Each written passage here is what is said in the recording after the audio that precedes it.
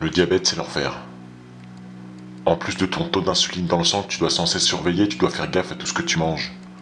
Pas trop de sucre, bien évidemment, mais pas trop de sel non plus. Il faut pas non plus louper de repas parce que sinon c'est l'hypoglycémie. Et le pire dans tout ça, c'est qu'à l'époque j'habitais aux États-Unis et que là-bas tu dois payer ton insuline. Ça m'a toujours exaspéré, les mecs ils vivent avec je sais pas combien de milliers d'euros par mois et ils te font payer les médocs. Du coup j'en ai eu marre et j'ai décidé de plus les payer. Alors j'ai cambriolé une pharmacie. Déjà que c'était pas malin, en plus j'ai fait ça comme une merde et avec les témoins et les preuves laissées sur les lieux, les flics se sont vite mis à rechercher un blond diabétique. Alors pour me tirer d'affaire, j'ai quitté la ville. Je suis allé vivre dans un appartement de vacances près de l'océan. Un vieux truc qui appartenait à mon frère mais dont il servait jamais. Je voulais rester là quelque temps jusqu'à ce que l'affaire se calme. Et c'est là que tout a déraillé. Bonjour, je m'appelle Joe. Voici mon témoignage. There is a house in New Orleans they call the rising sun, and it's been the ruin of many a poor boy. And God, I know I'm one.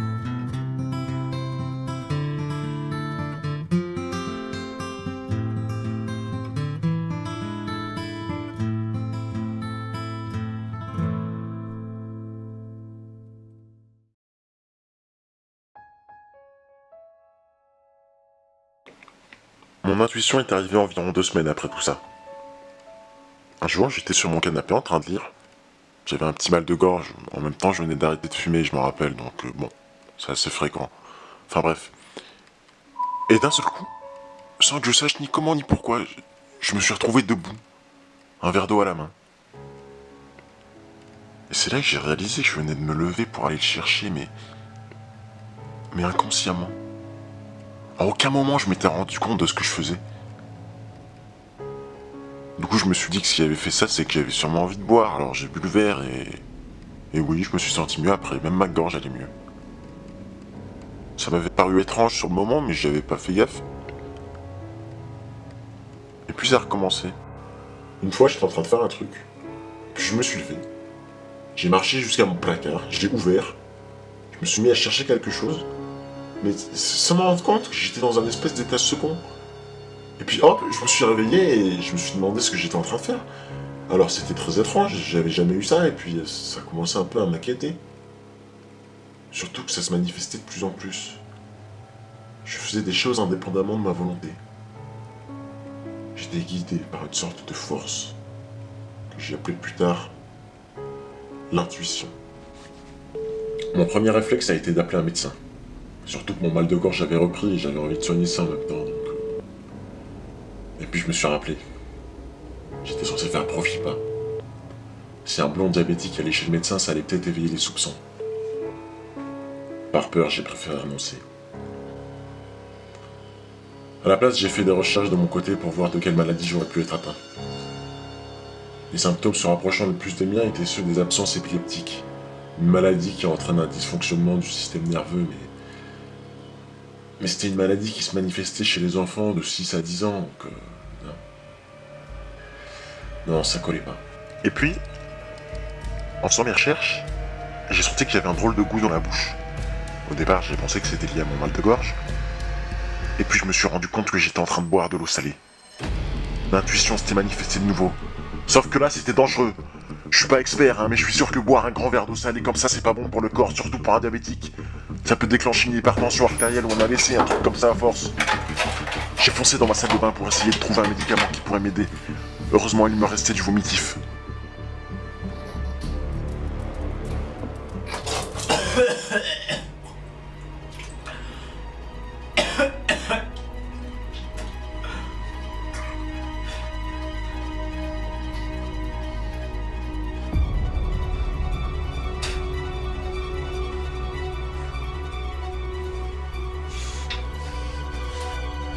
Après avoir tout craché dans l'évier, j'ai jeté tout le sel que j'avais chez moi.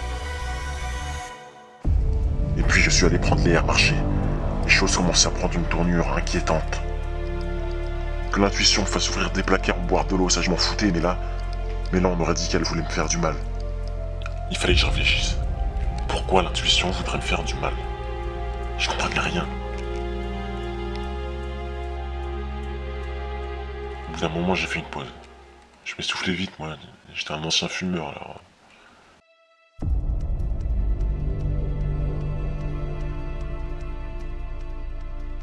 Et puis j'ai aperçu l'océan. Pas loin. Et vous allez trouver ça ridicule, mais je me suis dit que la réponse serait sûrement là-bas. Au fin fond de l'océan. Alors je me suis approché petit à petit de l'eau. J'avais l'intime conviction qu'il fallait que j'y aille. J'ai commencé par boire l'eau comme pour me sentir mieux. Et c'est là que j'ai repris conscience de ce que je faisais. Putain de merde, qu'est-ce que j'étais en train de faire? Mon Dieu, de l'eau salée encore. Je comprenais plus, je me maîtrisais plus moi-même, j'étais au service de mon corps. Mais pourquoi mon corps voudrait me faire du mal, mon propre corps, hein, c'est absurde. Je savais plus quoi faire, est-ce que je devais appeler un médecin, mais en même temps j'avais trop peur. Je savais plus, je comprenais plus.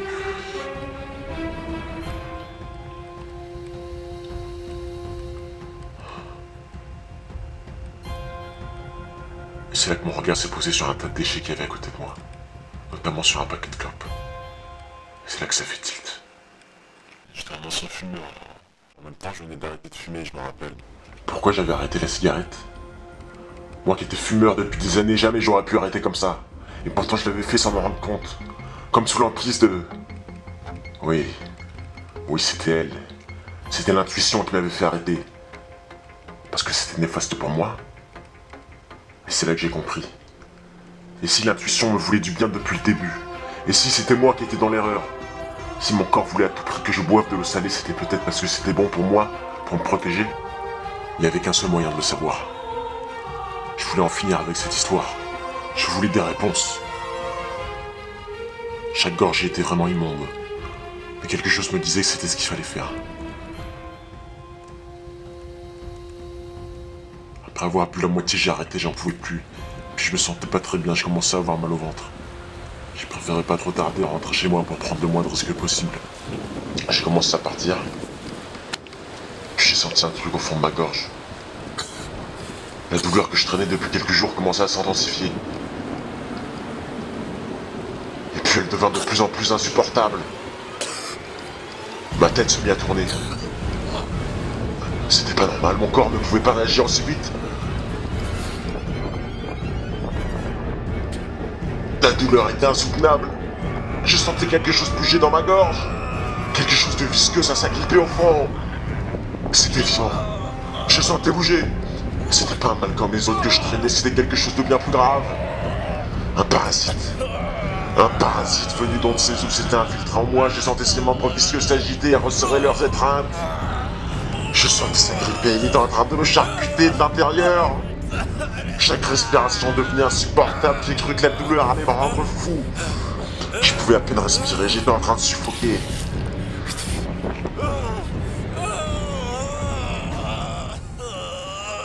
C'est la pire chose qu'on puisse vivre.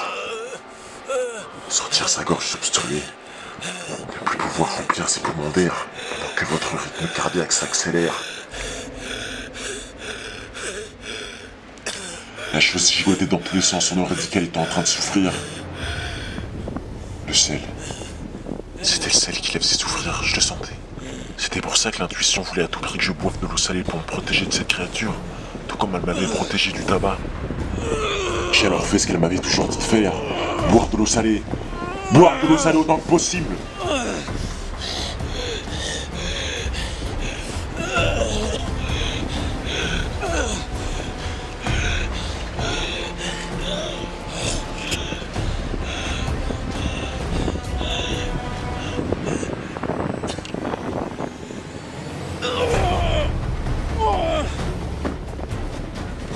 À chaque gorgée, je croyais que j'allais crever, je sentais le sel me brûler de l'intérieur. Je sentais le parasite s'agiter de plus en plus. Il commençait à monter. La douleur était atroce. Mais je m'arrêtais pas. Il fallait pas que je m'arrête, sinon j'allais y rester. Je sentais que la chose relâchait son étreinte dans ma gorge, elle commençait à faiblir. Je retrouvais ma respiration peu à peu, elle allait bientôt lâcher. Je Je la sentais remonter tout au long de ma gorge. J'ai expulsé ce putain de parasite de ma gorge. Et je me suis débarrassé de lui en le jetant dans les profondeurs de l'océan.